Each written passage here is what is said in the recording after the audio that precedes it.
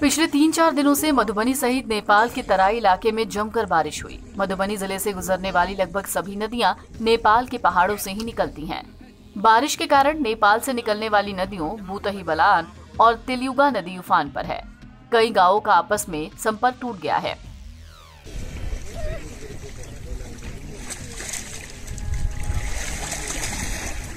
Monsoon की ये पहली बरसात है, इसके बाद ही ये हाल हो गया। मधेपुर प्रखंड के द्वालख, महपतिया सहित कई गांवों का संपर्क टूट गया है। मधेपुर प्रखंड में तिलयुगा नदी का पानी उफान पर होने के कारण आवाजाही प्रभावित है।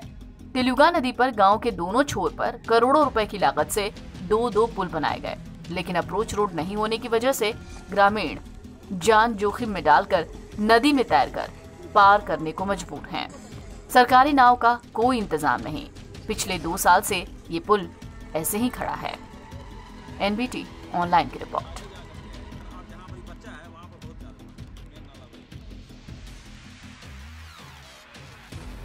कैसे आप लोग इस पार से उस पार होते होंगे? हम लोग बरसों से ये सपना देख रहे थे कि नाव से कब हमें मुक्ति मिलेगी, और इसी अंतराल में एक पुल का निर्माण कराई गई, जिसमें सरकार का करोड़ों रुपया खर्च किया गया है। परंतु पुल का डिज़ाइन इस तरह से किया गया विभागीय इंजीनियरों के द्वारा कि पुल तो बन के खड़ी हो गई, लेकिन लोग इस पार से उस पार नहीं जा पा रहे हैं। अभी कारण है अभी जैसे आप इस पार से उस पार जाने के लिए करते हैं, कैसे जाया जाता है? नाव की व्यवस्था के लिए आपको आला अधिकारी क्या कहते हैं? जी, हम लोग पहले से एक कुशल अभ्यस्त हैं बाढ़ में रहने के लिए, जीने के लिए, और हम लोग अपना संसाधन उसी तरह से तैयार करते हैं।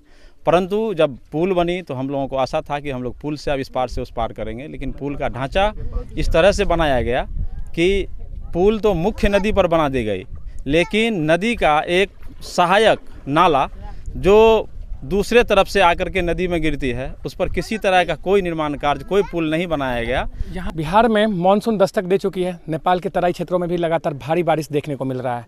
लगातार भारी बारिश से पिछले 48 घंटों में भारी बारिश हुई है, जिसके वजह से बिहार में भी काफ़ी बाढ़ आने की संभावना उतर गई है। ज़मीनी हकीकत ये है जो लगातार नदियाँ उफान पर है। अभी हम मौजूद हैं मधेपुर प्रखंड के तिलयुगा नदी के किनारे। यहाँ पे अगर इस नदी की बात करें और ज़मीनी हकीकत बयां करें तो आप आश्चर्यचकित हो जाएंगे। यहाँ हमारे ठीक पीछे एक पुल का निर्माण खड़ा है।